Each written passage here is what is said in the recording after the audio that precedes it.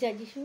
যিশু নামে সবাইকে আমার এই চ্যানেলে স্বাগত জানাই। প্রভু যিশুর প্রেম, শান্তি, আনন্দ সবার জীবনে আশীর্বাদ হয়ে নেমে আসুক। আজকের এই সময়, এই মুহূর্ত ঈশ্বর আমাকে দিয়েছেন। তো ঈশ্বর দিয়েছেন যে হিতোপদেশ 10:26-27 কি বলেছেন, যে যেমন দন্তের পক্ষে অম্লরস ও চক্ষের পক্ষে ধূম, তেমনি আপন প্রেরণকর্তাদের পক্ষে অলস। 27 কি বলেছে, সদাপ্রভুর ভয় আয়ু বৃদ্ধি করে, কিন্তু দুষ্টুদের বৎসর সংখ্যা হ্রাস পাইবে।